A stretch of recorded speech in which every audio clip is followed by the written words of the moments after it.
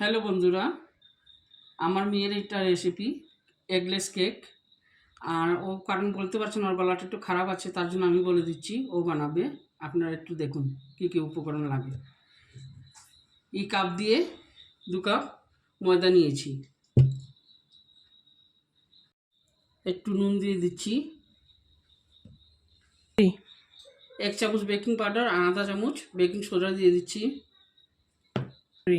যে কাপ দিয়ে ময়দা মাপে দিয়েছি 2 কাপ, এখানে দিয়েছি চিনি 1 কাপ, ওই মাপে গুঁড়ো করে চিনি।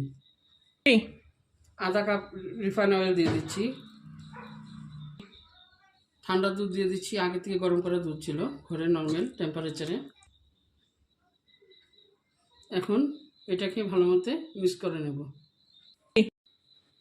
মিক্স করে নিচ্ছি।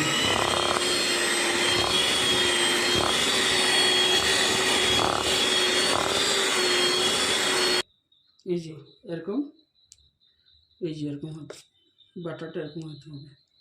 ব্যাটারটা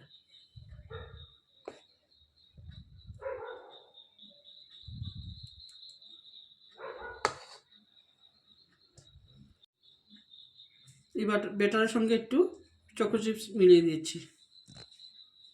টিনের মধ্যে আগে থেকেই এই বাটার পেপার বিছিয়ে আর একটু অয়েল গ্রিস করে রেখেছি। এখন ব্যাটারটা ঢেলে দেব। এখন এটা ট্যাপ করে নিচ্ছি। তারপরে এখন প্রিহিট করা আছে, দেখাচ্ছি আপনাদেরকে। একটা সসপ্যানের মধ্যে নিচে বালু দিয়ে উপরে একটা স্ট্রেনার দিয়েছি।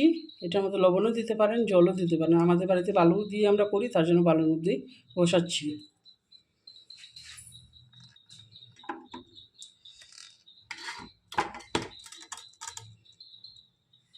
বসিয়ে এখন 20 মিনিটের জন্য ঢেকে দেবো। এবার চেক করছি, দেখুন ক্লিন বেরিয়ে গেছে। এই যে এটা হয়ে গেছে চারিদিকে। এখন নিভিয়ে দেবো। একটু 20 মিনিট পরে কেকটা বের করে নিয়েছি, দেখেন কত সফট হয়েছে। আর ঠান্ডা হবে। কেকটা এখন কেটে নিচ্ছি।